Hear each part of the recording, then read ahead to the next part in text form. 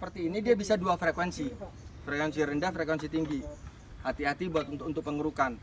Kalau untuk pengerukan yang dimainkan itu adalah frekuensi tinggi.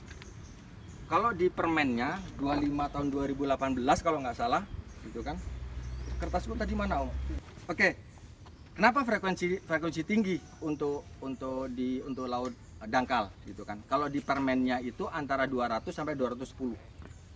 Bapak itu nggak akan lebih, soundingnya itu nggak akan lebih dari 100 meter. Ya kan? Ya. Jadi kalau di aturan udah fokus di orde khusus, pasti orde khusus. Kita nanti mainnya juga orde khusus, nggak akan saya nyinggung-nyinggung di orde 1A, 1B, orde 2. Buat apaan? Menemui isi kepala sebenarnya. Dan kalau buat saya gitu sih. Jadi karena sama sebenarnya, tinggal aplikasinya. Itu kenapa di 200 sampai 210. Ini untuk kedalaman kurang dari 100. Kan? 100 sampai 1500.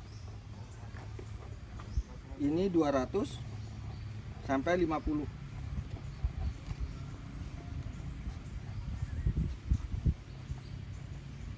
Lihat ya. Lebih dari 1500 itu 50 sampai 12 kilohertz, ya kan? Nah, korelasinya di mana gitu kan? Untuk pengukuran kedalaman yang dihitung adalah panjang gelombangnya. Kalau rumus panjang gelombang itu kan lambda kan? Kok bingung deh lambda? Lambda sama dengan V per frekuensi. Ya kan? V-nya berapa sih? Jadi pabrik ini bikin alat transducer mau single beam mau yang beam, itu dia bikinnya default itu speednya di 1500 meter per detik defaultnya. Oke. Nggak masalah gitu kan. Nah, kenapa dia untuk di dangkal sekian, V-nya 1500 kan dibagi 200 kan? Bandingkan dengan 1500 dibandingkan dengan 12, lebih besar mana hasilnya? Ini kan?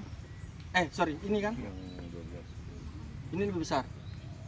Nah, berarti lambdanya itu lebih panjang. Lambdai gelombang itu kan begini ya. Untuk bisa hit, begitu dia hit, sebelum dia mencapai satu panjang gelombang, gitu kan, dia nggak akan return. Begitu dia hit, terpenuhi satu panjang gelombang, dia baru return. Sementara kalau yang sini itu pendek lambdanya. Coba dibagikan. Jadi yang kalau dia itu panjang, yang panjang ini penetrasinya lebih dalam. Kan? Kalau dia pendek, kan jadi pendek kan? Panjang lambdanya ini dia penetrasinya lebih dangkal. Nah, itulah yang menyebabkan kenapa frekuensi rendah digunakan untuk laut dalam, karena dia akan bisa menjangkau lebih, karena mempunyai lambda yang lebih panjang. Coba dibagikan berapa? Nilainya kan pasti lebih besar ini kan? 7,5. Berapa? 7,5. Yang mana? Yang kiri. Yang ini. 125. Tuh. Jauh kan? Jadi sekarang udah difikskan kalau untuk di jen ke pelabuhanan ini jangan coba-coba beli frekuensi rendah. Pakainya udah, jadi kalau mau nawarkan langsung tawarkan frekuensi tinggi, Om. Mana? Yang kontraktor ada rekanan nggak? Panton. Jadi seperti itu. Nah, oke, ini transducernya terdeck. Nah, itu dipasang sudah semuanya. Dari pasang, begitu dinyalain, kalau di single beam itu ada namanya bar check kan? Mana bar checknya, Om? Di bawah nggak?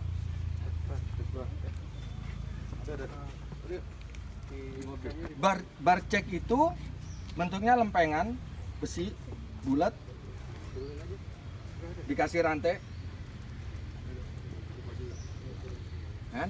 Dan dia diukur. 1 meter, 2 meter, 3 meter, seterusnya.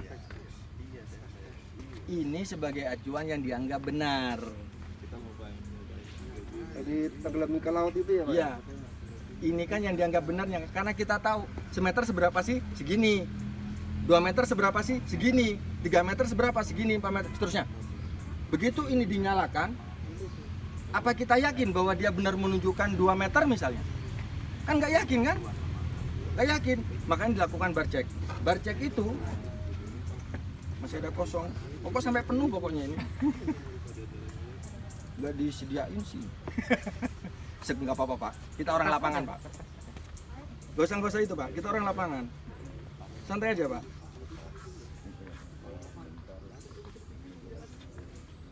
Nah, ini permukaan air, ya kan? Bar check diturunin dari sini ke sini 2 meter. Oke? Berarti kita tahu kedalaman perairan kan dari permukaan kan? Dari permukaan sini diturunin bar check itu 2 meter. Bar check sudah ada talinya. Nggak ada bar checknya. Berarti lupa bawa dan? Hah? 3 alat. Alhamdulillah. Nah, begitu ini taruh di sini, ini kan ngeping kan? Hit ke sini kan? Dia akan menggores di sini. Pakai ini. Dia akan menggores berupa kayak gini. Di lempengannya. Kertas di Enggak, ekogram. maksudnya ngepingnya itu. Ya. Ini di sini ya. Atau ke dasar. Yang saya gambarkan ini kertas nih. Ini 2, 3, 4, 5, 6, 7, 8 dan seterusnya. Ini karena nanti di 2 kan? Ini akan menjawab nanti yang SVP kemarin. Dan akan menjawab kenapa multi beam lebih akurat daripada single beam. Di 2, pada saat di 2 ini akan menggores termelnya ini. Akan menggores seperti ini. Lihat ini. Kalau goresannya seperti ini, apa ini bisa dibilang dia di 2 meter? Enggak. Dia bisa dibilang 2 meter itu kalau dia pas di sini. Pas tengah garisnya itu ya Pak? Enggak, ujungnya ini nempel di sini. Nih, ujungnya ini. Loh. Ujung atas itu nempel di garis yang ini. Macam gelombang tapi rapat Ya. gitu ya. Thermal. Gores kayak EKG lah gitu kan. Nah, Atau gempa gitu. ini kan 1.500 Om. Karena bawaan pabrik kan, nggak bisa diapa-apain, ini bawaan pabrik. Yang bisa dilakukan adalah untuk bisa ngepas ini, apa yang diatur di sini biar bisa pas di 2 meter. Yang di adjust sound velocity-nya. Calibration dia diatur. Nantilah kalau dinyalain ada. Jadi yang diatur di adjust di sound velocity berapa, dia pas menggores di sini. Jadi default ini kan 1.500 kan. Begitu di adjust dia dapat 498 misalnya. Misal. Nah, sudah ngepas, oke sudah kan? Akan diinstruksikan lagi oleh operator ini. Turun 2. Turun 2 berarti ada di 4. Begitu di 4 turun 2. Dia goresnya gini. Kan belum 4. Di adjust lagi. Turun 4 ini dalam ini kan menggunakan SVP ini kan 1498 kan penjelarannya. Oke? Iya. Begitu di sini dia kan nggak pas. Di adjust lagi dia supaya dia pas di sini. Begitu di adjust penurunan ini berubah jadi 1501. Turun 2. Turun 2 di 6. Ceknya turun. Belum kan? Belum 6 ini. Di adjust lagi.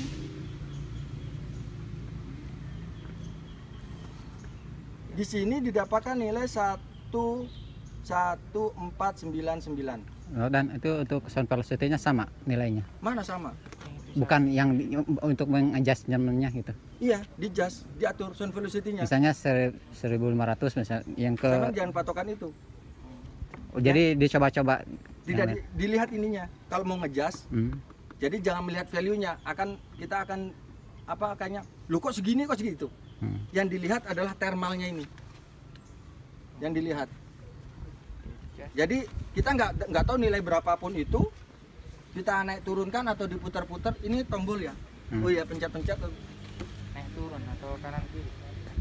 Ya. Intinya di sini adalah untuk mendapatkan biar dia pas di kedalaman yang diinginkan. Berarti yang dimainkan adalah ini. Dia dari sini menjalar ke sini itu kan dengan kecepatan 1501 kan. Begitu seterusnya. Nah, sudah 6 capek gitu kan. Naik satu. Jadi sini. Masih 1499. Oke. Oh, sama gitu. 1. Naik 2 berarti ketiga. Ya kan? Udah sama. Ternyata misal gitu kan. Dia di sini ketemu di jas lagi kan. Di jas lagi ketemu 1499. Sehingga dia pas di sini. Oke. Berarti kan tiap layer ada dong. 2, 3, 4, 5, 6. Paham? Intinya apa? Yang dilakukan adalah untuk mendapatkan nilai sound velocity ini. Sudah? Seterusnya, kalau di single beam masalahnya, ini kan dari 2 sampai 6 aja ada berapa sound velocity? 1, 2, 3, 4. Ada 4. Terus nilai mana yang mau dimasukkan? Di single beam tidak ada. Akhirnya ada yang membuat dirata-ratakan. Ada yang bilang udah leave it, biarin aja yang terakhir. Berarti yang terakhir adalah 14 rata-rata atau terakhir.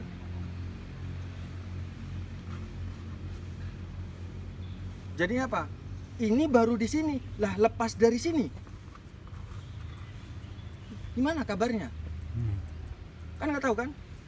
Nah, ya paham konsepnya single beam? Ya Om? Jadi sound velocity itu akan bergerak nggak jauh gitu dah. Dari kita ketika kita tes nih kan bergerak 1 meter, 2 meter, 3 meter sampai sekian. Ternyata semua ada selisih-selisih itu dan perubahannya nggak akan banyak gitu dah. Jadi biasanya 1440 misalnya. Ya. Jadi 440 karena masih dangkal. Gitu. Begitu di laut dalam dia akan terasa. Akan beda. Karena apa? Back to basic. Nanti ada di slide. Sound velocity itu dipengaruhi oleh suhu dan temperatur dan salinitas, sama soalnya. Temperatur dan salinitas. Untuk mendapatkan SV ini ada rumusnya Leroy, Mackenzie, Del Grosso gitu kan. Ada satu lagi lupa saya. Manapun yang dipakai it's okay. Asal konsisten. Kalau pakai Leroy terus, Mackenzie terus. Di rumus itu yang dipakai hanya ini parameternya. Kan? Kenapa di laut sampai ada bentuk profil? Karena kalau di permukaan itu suhunya tinggi. Ya kan, salinitas tinggi. Begitu kena di dasar, suhunya kan udah rendah dingin. Nah, itu mempengaruhi sound velocity. Nah, di multi beam ini, oke, ada pertanyaan? Ada pertanyaan? Lanjut Dan. Nah, ada satu lagi yang tadi bilang SVS, ada yang bilang SVF, sound velocity sensor, ada yang bilang SVP juga. Kalau SVP itu sound velocity probe, yang saya tulis di paparan saya itu sound velocity probe. Karena bentuknya kayak probe. Nih, ini akan ada dan harus ada di setiap multi beam yang namanya ada barang ini. Terserah sama nyebutnya apa. Ada yang bilang real time SV, real time sound velocity. Kalau dia real time, dia posisinya ada di sini. Ya didudukan sinilah di multi beamnya ini. Apa fungsinya? Dia sebagai fungsi untuk beam forming. Karena dari pabriknya ini itu 1500 SV-nya. Sementara yang real time-nya kan enggak kan? Kalau yang dipancarkan 1500, padahal tadi dari bar cek aja kayak itu ketemu 1499, berarti kan udah belok ini, nggak berlaku hukum Snellius. Nah, nilai 1500 itu akan digantikan oleh ini. Dia berapa bikinnya, rekodnya? ketemunya 1499 misalnya. Nah, itulah dia penggunanya untuk menggantikan pancarannya. Jadi pancarannya ini dibenerkan dulu.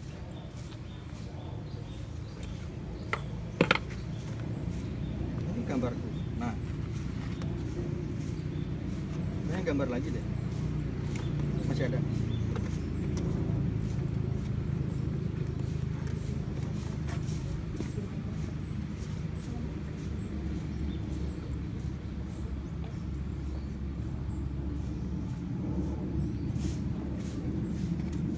Kalau sudah benar dia, ini kan awalnya kan dari transducer ini ketemu saat bangun pabrik 1500. Nah, real time-nya ini dari sini itu 1499 misal. Atau 1498 lah, gitu. 1498 biar enggak. Nah, ini gunanya ini untuk mengkoreksi. Berarti yang dipancarkan itu bukan 1500 ini, tapi 1498 di kedalaman transducer.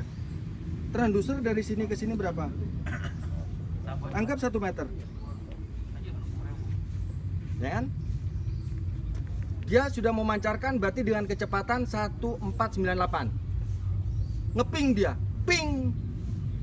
Lepas dari ping ini, ngeping kan? Kan harus terkoreksi. Koreksinya dari mana? Ini yang disandingkan. Dari CTD ini kan direkod kan tadi kan diambil. Jadi kalau mau dibuatkan tadi itu 1, 2, 3, 4, 5. Kedalaman 2, 3, 4, 5, 6 terusnya dan seterusnya. 2 tadi 1499, 1501, 1502 dan seterusnya. Nilai yang 1498 langsung digantikan oleh 1499. Dan lepas dari sini yang dipancarkan 1499. Begitu hit di layer ketiga dikoreksi lagi 1501. Selanjutnya dia akan berubah jadi 1501. Terus begitu. Akhirnya pancarannya ini lurus. Karena kalau tidak terkoreksi dia akan belok-belok. Itulah gunanya SP. Kenapa harus ada benda ini sama itu. Bahasanya sound velocity sensor, sound velocity probe, real time sound velocity boleh bahasanya nama, tapi barangnya harus ada di sini. Dan itu yang digunakan untuk mendapatkan ini. Makanya survei multibeam lebih akurat. Karena koreksinya dari permukaan sampai dasar. Ada pertanyaan? Ya, maaf ya Om ya, kemarin pertanyaan yang itu. Nah, penjelasan ilmiahnya seperti itu. Paham? Lanjut. Pertanyaan agak basic ya katanya. Menentukan permukaan airnya kan kadang nggak tenang. Kan ini sebagai acuan juga kan, Ya. berapa meter dari air Permukaan ini ya memang ini akan Feeling ada dinamika ya. Ya. Mana yang kita nggak benar, apalagi dilihat dari atas udah beda. Tapi akan terkoreksi setidaknya begitu misalnya sampai menentukan naruh kayak tadi bar check misalnya. Ini gambar bar check ya. Nah, ini kan ujung talinya kan di sini kan, dipegangnya di passingnya, kan pasti naik turun. Makanya begitu megang tempelin di perahu biar dia nggak goyang-goyang. Jadi kan dia fix seperti itu. Tangis. Lanjut. Nah, selain ini akan ada namanya motion sensor. Motion sensor sampai di Om. Di internal, Pak. Di internal ya. Internal di headnya, Pak.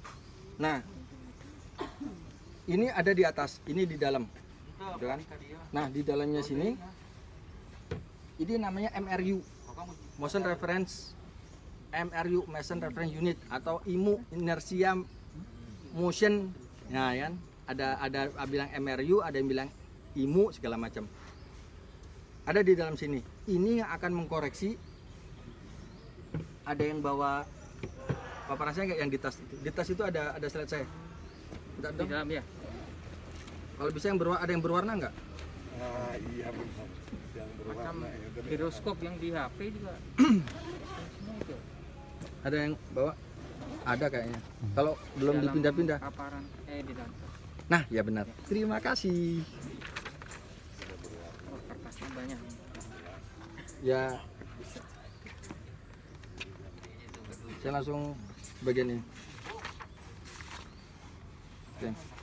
Kenapa harus ada MRU atau motion sensor itu bahasanya, wujudnya terserah.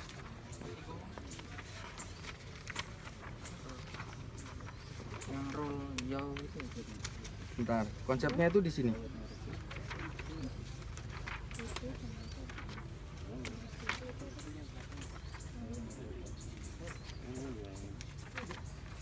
Nah,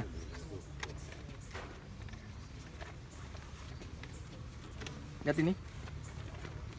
Jadi pancaran frekuensi itu dia tidak seperti pointer, tidak lurus.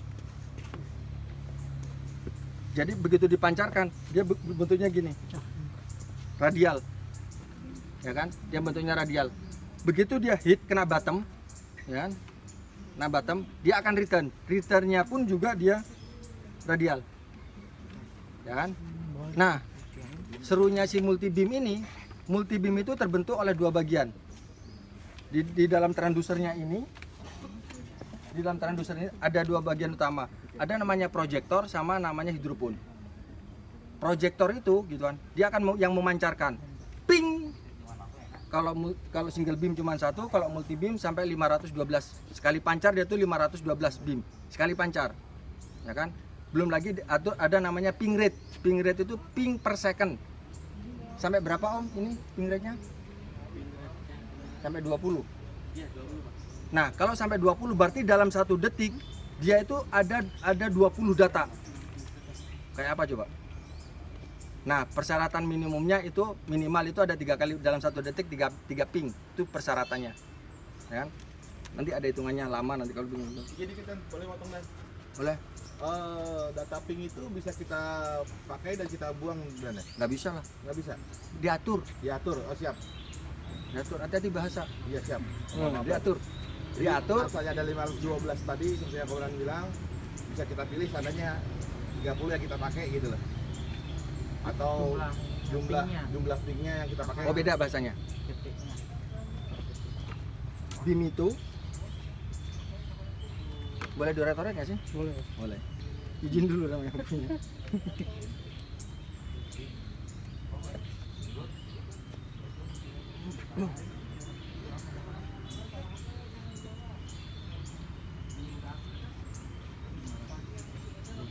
Ini itu jumlahnya ada 512 beam.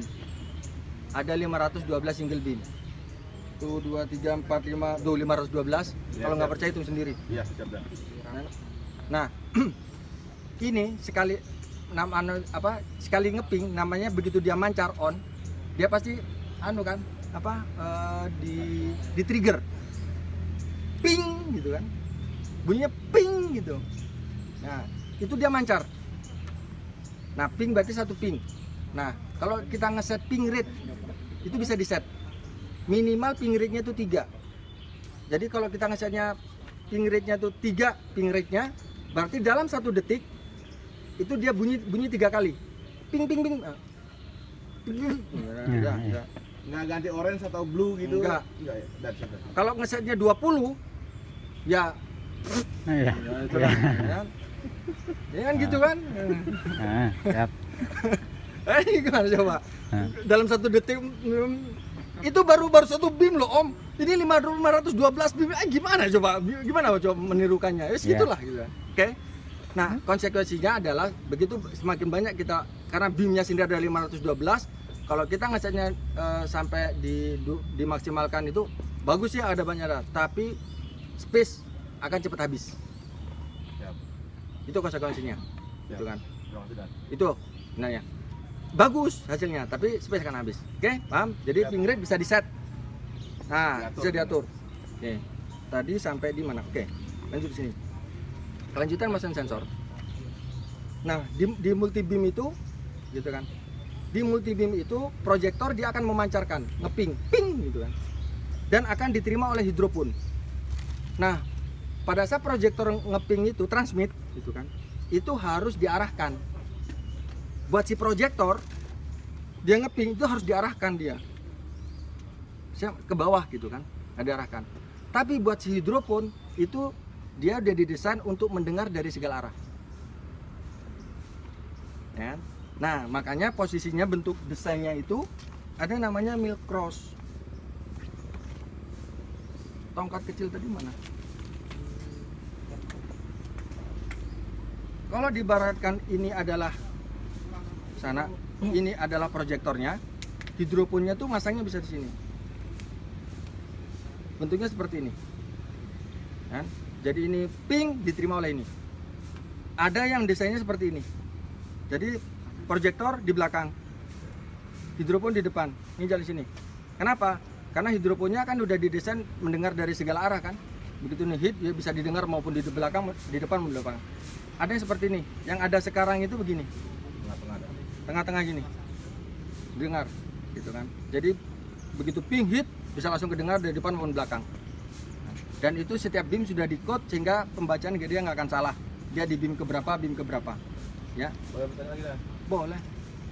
Itu kan tadi ada pengaturan antara jarak apa ya, posisinya. Posisi apa? Posisi tadi itu yang apa hidropon apa? Nggak bisa. Enggak. Maksudnya atau ada seperti itu bawaannya. Berarti akan ada pengaruh ketika ada kedalaman juga dong, Dan? Nggak ada. Ketika Ini udah didesain pabrik. Enggak, maksud saya itu ketika kedalaman semakin dalam, pengembalian si suara pun akan ada pengaruh nggak, Dan? Nggak ngaruh. Nggak ngaruh. Karena multibeam udah desain dari pabrik. Oh, siap, Dan. Frekuensi kan, dia desain kedalaman kurang dari 100 gitu kan. Oh, siap. Nggak ngaruh gitu kan. Nggak ngaruh, kan dengan frekuensi. Jadi ada batas karena si alat ini Alat. sudah memperhitungkan kedalaman berapa gitu, Dan, ya? Iya. Karena kalau dijelaskan nanti lama. Siap, Dan. Karena kalau kita single beam itu bahasanya akan terjadi kalau bahas single beam. Ini bahasanya multi beam. Jadi sudah di set dia. Siap. Jadi saya tidak ingin memberikan penjelasan yang ambigu. Siap. Ya kan? Jadi ini sudah di set. Oke? Nah, konfigurasi ini namanya mill cross. MILL_S cross CROS, mill cross. Oke. Ada yang pernah tahu alam nyeleneh? Gerakannya kan pasti begini kan? Ada patah-patah nggak? Lihat gini. Pernah nggak?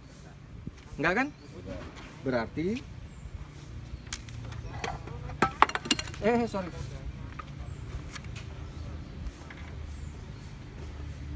Ini kan tengahnya kan? Ini bidangnya, bidang datarnya. Seharusnya kan angka kedalaman kan di sini, ya kan? Kalau kita bicara. Nah, pada saat dia oleng begini, itu beamnya kan transdusernya begini, kapal goyang begini kan transdusernya kan juga ikut goyang kan, ngikutin kan? Dia bentuknya kan seperti ini. Balik lagi kan?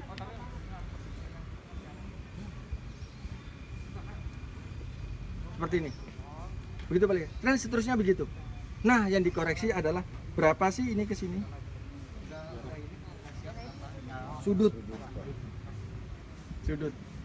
Begitupun juga dengan pitch dan yaw. Jadi yang mengkoreksi itu berapa sudutnya ini. Nah, prosesnya nanti dikalibrasi, udah, fast test dilakukan. Ini pemilihan areanya nanti sambil jalan aja ini. Cuman challenge-nya nanti, ini single head ya, ini single head. Kalau dual head dia beda lagi treatmentnya, dia butuh 3 lajur. Untuk mengkalibrasi itu nggak jauh-jauh, paling 100 meter butuhnya. Tapi harus on track. Dinamika yang terjadi, Pak ganti yang berwarna aja buat yang ini. Oh iya, betul. Ini karena nggak berwarna ya. Ini dibutuhkan jurumudi. Ini awalnya nih, ini di sini nih. Dia sudah on track nih, udah bagus. Jadi kita sudah mendesain lajur. Ada 2 gini. Ini jaraknya ini 20% dari kedalaman. Ya. Kalau kedalamannya 10 meter, berarti ini oke, lebarnya nih. Kita menentukan jaraknya ini. Ini plus minus 100 meter. Awalnya dia sudah lurus nih, si jurumudi ini. Udah lurus, ret. Tahu-tahu ngantuk, ngek. ulangi, cikar. Nggak dilurusin aja Pak. Gimana ngelurusinnya? Nggak, maksudnya dari yang pas belok itu kita lurus lagi aja masih lurus. Kan sudah belok di sini. Kan bukan Nih. cuma ngantuk dan dalam artian Nih lagi nih. ada gelombang. Terserah. Nih jalan nih. Nih, gitu kan. Udah lurus ini udah bagus, gitu kan. Nah, Nah dari titik situ Pak lurusin lagi bisa? Oh, disambung. enggak, dari titik yang Gimana pas belok. nyambungnya? Pas Nih, dari titik belok. saya jalan kan. Nih perahu nih jalan nih. Ya Pak, Nih perahu jalan nih. belok. Ah. Nah dari titik situ Pak, dari titik situ Ini loh. dilurusin lagi boleh nggak Pak? Ulang lagi tetap. Iya ngulang dari situ. Nggak bisa. Nggak bisa. Dari belakang lagi Pak. Iya. Nanti apakah apa tidak bertumpukan dan Kan file baru. file baru? Ini kan stop kan? Lock on, file baru kan? Oh, mundur lagi jadinya. Iya. Nggak boleh dimajuin aja. Nih, record lagi file baru. Nah, itulah challenge-nya. Ya kan? Sudah bagus. Ini kan kalau di itu kan butuh 2 lajur kan? Wah, dia udah bagus nih. Wow, bagus nih. Oke, masuk lagi. Cek kedua. Wow, bagus nih. Ya kan? Nah, ininya cakep. Tapi ini Tidak sesuai garis. Sama dengan garis yang sama. iya. Jadi panduannya tuh on track-nya itu di sini. Nah, yang bagusnya tuh begini. Dengan dinamikanya. Nih. Sekali aja. Itu nggak ada 1 jam kok. Ini di kedalaman 50 misal. Asal sebut aja. Nggak akan di 50 dia. Ya di 50 lah misalnya kan. Ini kedalaman 50. Ya kan? Kedalamannya 50. Sekarang untuk mengkalibrasi itu dibutuhkan ada 2 line yang paralel untuk koreksi yaw. Nah, berapa spasinya? Kan gitu kan pertanyaannya. Berapa spasinya? Spasinya itu 20% dari kedalaman.